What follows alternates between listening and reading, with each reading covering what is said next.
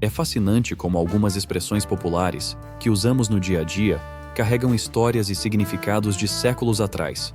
Aqui estão algumas delas. Agora a Inês é morta. Essa expressão, que significa "é tarde demais", tem uma origem trágica e romântica da história de Portugal. Ela se refere a Inês de Castro, uma dama da corte que viveu um amor proibido com Dom Pedro I, filho do rei de Portugal, Dom Afonso IV, no século XIV.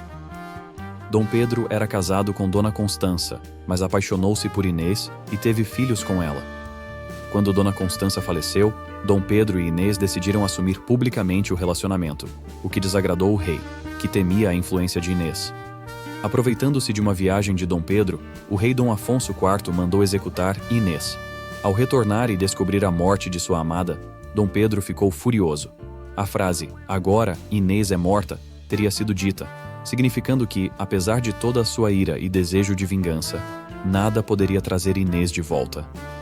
Mais tarde, ao se tornar rei, Dom Pedro I mandou desenterrar o corpo de Inês e a coroou rainha póstumamente, obrigando os nobres a beijarem sua mão.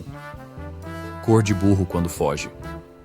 Essa expressão é usada para descrever uma cor indefinida, difícil de precisar, ou mesmo uma cor que não agrada nem desagrada. A origem mais aceita para essa frase curiosa é uma deturpação popular. Acredita-se que a expressão original era "corra de burro quando foge". Um burro, apesar de ser um animal geralmente pacato, quando assustado ou irritado, pode ser incontrolável e perigoso. Com o tempo, a palavra corra, do verbo correr, foi se transformando em cor, e o sentido da frase mudou completamente, passando a se referir a uma cor que não tem uma definição clara. Pagar o pato. Significa arcar com as consequências, ser o culpado por algo que não fez, ou ser enganado e sair no prejuízo. A origem remonta a um conto italiano de Giovanni Bracciolini, século XIV, onde um camponês vende um pato a uma mulher em troca de favores. Quando o marido da mulher chega, o camponês, para se safar, diz que faltam 2 vinténs para o pagamento do pato. O marido, preocupado com o jantar, acaba pagando o pato, literalmente, sem saber da verdadeira história. Tirar o cavalo da chuva. Essa expressão significa desistir de uma ideia, de um plano, ou de algo que se pretendia fazer.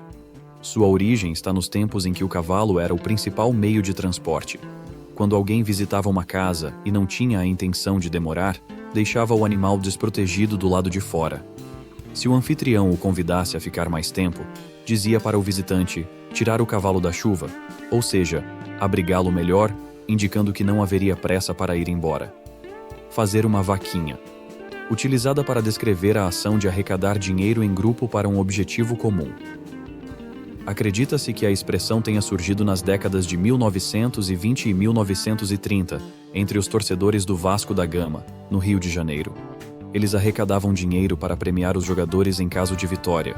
Os valores eram baseados nos números do jogo do bicho. O prêmio de R$ 25.000, que correspondia ao número 25 no jogo do bicho, era chamado de vaca, sendo o mais cobiçado. As paredes têm ouvidos, usada para alertar que é preciso ter cuidado ao falar segredos, pois há o risco de alguém ouvir. Uma das teorias para a origem dessa expressão remete à rainha Catarina de Médici, na França do século XVI.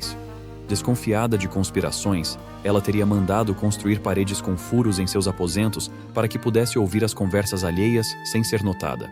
Muito obrigado por chegar até aqui. Inscreva-se no canal e acione o sino para receber nossas atualizações.